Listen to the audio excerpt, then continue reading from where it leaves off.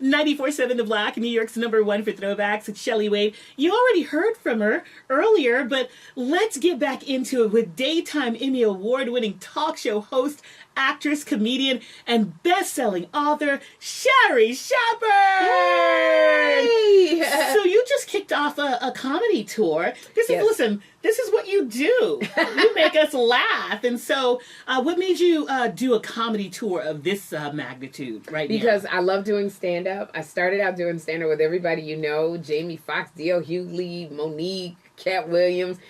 So it's nice to see Lil Rel, to see everybody flourish. Yeah. And I love making people laugh. So I've always wanted to do a tour. Mm-hmm. So they set me up with a tour, my agency, and I'm having so much fun. So how can we get tickets to the tour? Well, I'm going to give away a pair of tickets for my show January 31st, and that is in Patchogue. Mm-hmm. And then in January 30th, I'm in Norwalk, Connecticut, so I'll give away a pair of tickets. So you give away a pair of tickets. But then they can also go to SherriShepherd.com or SherriShowTV.com to get tickets. Okay, sounds amazing. So don't start calling just yet, because we wanna chop it up with Sherri a little bit longer. Okay. So first of all, also I want to say congratulations on your star on the Hollywood Walk of Fame. Thank you so much. I know all your girls showed up for it. Everybody was there. Tyler Perry flew in just to speak. Uh-huh. And Niecy Nash came. She had gotten off a plane and came straight,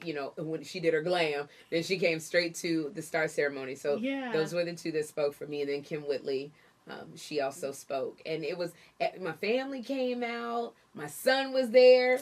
He just showed out. I loved it. He went and shook everybody's hands. It was great. Everybody that meant something to you. What did all the comics, Joe Torre, Guy Torre, just like every comic was there. Lil Rel Howery was there.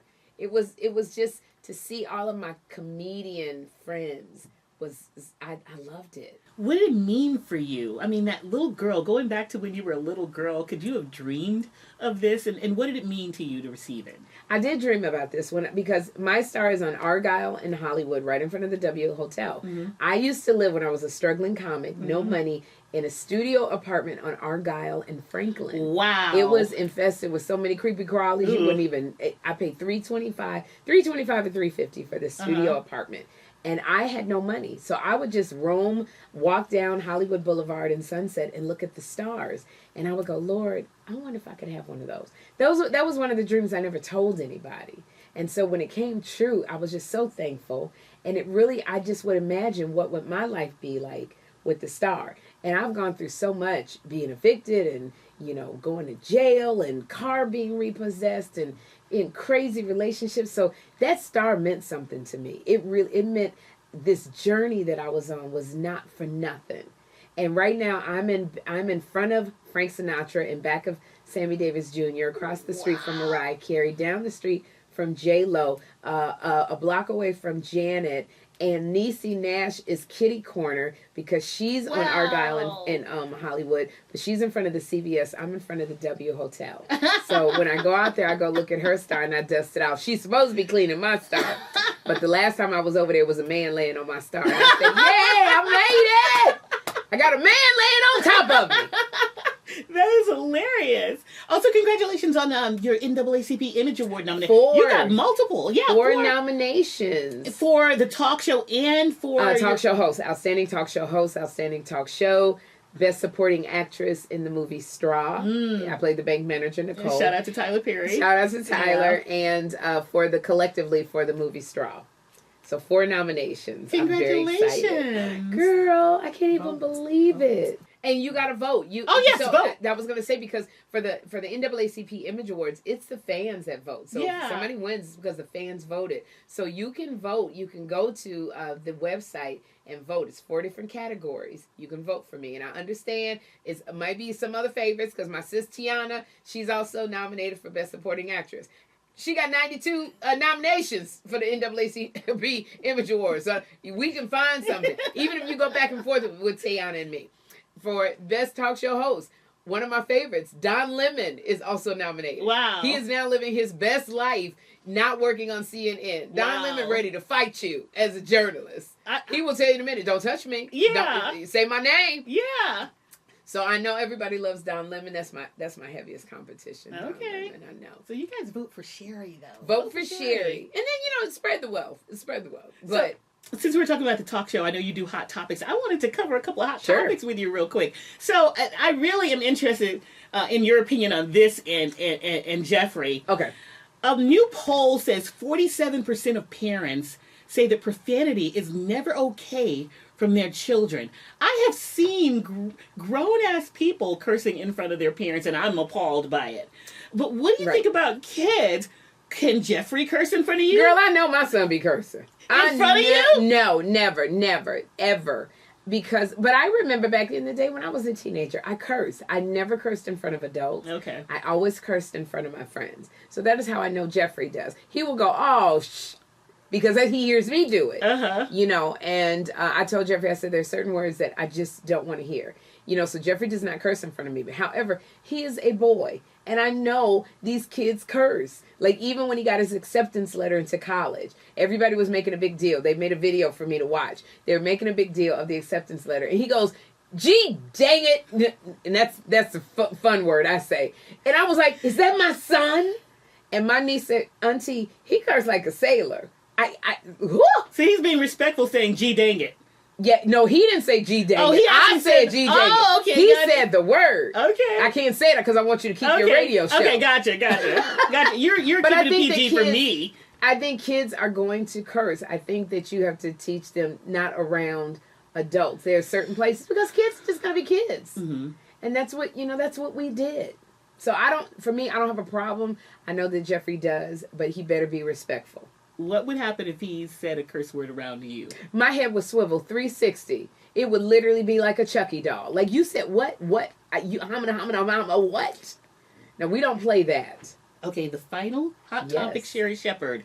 Channing Tatum, after already, you know what I'm talking about, after already being successful with clubs in London and Vegas, opening a Magic Mike club here in New York City. Thoughts?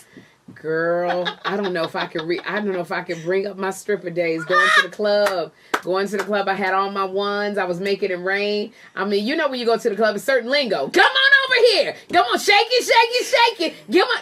I don't think you are a good stripper club goer unless you break 3 chairs. And I have broken some chairs. We were talking about this on air the other day, how women, when you go to strip clubs, we are way more lethal than men when we go to strip clubs. Oh, yeah, women. You are riding the male dancers. I've seen women do stuff they would never do in the bedroom with their husband, with the stripper. They're doing it with the stripper. So the freak comes out when these strippers... I used to open and do stand-up for the Chippendale dancers, like way back in the day. And these women, they were like, we don't want no comedy. Who said we want to laugh? Get them out here and take those clothes off. So, oh my gosh, I love that Magic Mike is coming. Where do you go? It's going to be at the old Copacabana spot. I would go just to have a ladies' night, because sometimes you just got to go and act crazy. Right. I would love to go and make it rain, but I always tell them, don't pick me up, because one time a stripper picked me up and turned me upside down and my ponytail fell off. You know how embarrassing it was? God. My ponytail, you know the one that you pull the string? Yes! Pull the string. He turned me upside down and I was like, and I kept telling him, don't do that. That ponytail fell right off my head, girl. Then they picked it up and started swinging it. I said, oh my gosh, this don't make no kind of sense. And now I'm at this age where I'm like, do you have change for a 20, sir? Because I'm not going to give you the whole 20. You have to work for that 20. But I would go with my girlfriend. So you have to invite me when you go. Yes, that would be fun. Shelley and Sherri, Magic Mike. That's right. We own it. The tour is called Make It Make Sense. Yes. And so I'm dealing with stuff. Things have to make sense. It's like ghosting. You go out, you have a great time, and then they don't call you back anymore. Let me tell you what a man hates to hear, these phrases. So what are we doing? What are we doing? Or what's next? All I said was when we went out to dinner, what's next? I wasn't trying to, you didn't have to put a ring on it. Just what's next? Never hear from a person again. I like the man who says, remember when they used to give you a paper and it said, would you be my girlfriend? Check yes, or check no. It was so sweet. Now they send you text, Shelley, and it's like WYD. I was like, wash your drawers? What? At 5 in the morning, it means, what are you doing? I don't like those kind of texts. Call me on the phone. Let's talk. Let's have a conversation. Let's go somewhere. It is a struggle out here I'm single too. Yes, it's girl. a struggle. I Open understand season. that you on your talk show are going to have something in February dedicated to single. Yes, we have a season and singles club where it's like, I wanted women to come together and it's a movement. You know, we're in the season of our lives. We're having fun. We're taking big risks. We got jobs we love. We're doing the darn thing. But I believe that we're open for love. No man bashing on the website. It's just supporting each other. Like I put on there that I just don't know how to flirt. Yeah. I was on the plane. A man helped me with my luggage. He was gorgeous. And I said, "Hi, what do you do?" And he said, "I'm a pilot." And I'm like, "A pilot?" I go, "Did you wash your hands?" Like I got my son mixed up with this pilot. Did you wash? And he's looking at me like, "Did I wash my hands?" Lady, like I just put your luggage up in the thing. But that was your flirt? That was my flirt. I need to learn how to flirt because my TikTok therapist, very cheap by the way, I have all my therapists on TikTok. They say that I should be dating between 6 and 10 men a week. What? That is. Do you have time? Girl, I don't have, nor do I have the memory to date between 6 and 10 men. I'm going to forget. But 6 and 10 men, that's 24 to 40 men a month. I can't date 10 men at one time. I can't either. So, you know, I don't know. All that ghosting, I don't know what to do. I got to take it slow. Will we talk about this on the tour? Yes. I would like to ask you, though, as a fellow single woman, what exactly is your type? Wow. And what are you looking for? I am looking for someone who is a king in his own territory. He's got to love what he does in his own territory. He's got to be, because it's hard. You know, you're dating me, so people are going to be looking at you. They're going to want to know who you are, what you do. They're going to be Googling you. You got to be secure. And he's got to be confident enough You for have people to be confident and secure. Like one person ghosted me. We had a great time at a steak restaurant in Atlanta. It was amazing. One date? It was one date. Okay. Because when I go to different cities, I always like try to arrange a date with somebody in that city. Do you do it through like websites? So you do websites, the apps and stuff. Okay. And so we go. Do you have your actual Sherri Shepherd picture? Yeah, a lot of times people won't text me back because they think it's like catfish. Yeah, I would think that. It's I'd like be like, catfish. who is this pretending they're Sherri Shepherd? But what am I supposed to do? I don't want you to, I'm not going to I don't want to put somebody's picture up on there and you think that it's me. And they show up and it's you and they're like shocked. Yeah, they're very, very shocked. So we went out and we had a great time. But he wasn't, so he stopped calling me. So I sent him a text maybe a month later. I said, no harm, no foul. Just what happened? And he said he was a little bit intimidated because he was really good looking. He was used to getting a lot of attention. Yeah. He wasn't used to people following me to the bathroom, coming over and wanting the autograph. The manager moved us to a table. But that could be overwhelming when people always want to take pictures and they're handing you the camera. Yeah. So you got to give people a little bit of grace. Yeah. You can always say in your head how you would handle it until you're in that position. Yeah. And it's very, very hard. So you're looking for someone who can withstand the attention that comes with being with you. You got to have a great sense of humor. You got to know where you're going. You got to have a great sense of humor. I would like your kids to be grown. Okay. Because that makes sense. I don't want no girl coming to me going, that's my daddy. And then I got to look at her and go, that's my daddy too. So how we going to do this? You probably also I'll square up on somebody's daughter. I'm not playing. No, Sherri. Yes, I will. You probably also don't want to deal with the baby mama. I don't want to deal with baby mamas. Because these baby mamas still be showing up at your job. I got a talk show. Can you imagine I'm doing Hot Topics and somebody's like, hey! Storming the stage. Yeah, no. No, we can't. That's not sexy. We can't do that. Does he have to be a certain age? Does he have to make a certain amount of money? He's got to be 45 and above. Okay. The young ones here, I don't want you to be traumatized. So he's got to be grown and sexy. You got to be grown and sexy. Would you date another celebrity, or does he have to be a regular person? I have had run-ins with celebrities. Okay. That doesn't work as well. Okay. It doesn't work as well because celebrities are used to being, especially men, y'all so doggone narcissists. They like all of the so it's a little bit harder. They don't want you competing for attention. Yeah, that's what I have found a lot with, and I've went out with celebrities that they have a hard time with the rah for you too. Okay. So, you got to have a certain kind of personality when you want to date a celebrity. All right. So you do. But I would like you to own something. I own, so I would like you to own. Okay. I'd like you to have goals and dreams, and you love God. And I can't tell you everything on a date. That's what also the TikTok therapist said. Don't be telling them everything they want because they can use that against you. Okay. TikTok is my jam right there. Okay. Note to self: get a TikTok therapist. Get a TikTok therapist. Don't be sharing everything that you want and need. So, but I'm really good. This is my in the meantime stage. So like while I'm open, what am I doing in the meantime? Because a lot of women, we will say what we want. He got to look this way. He got to have abs. He got to look like.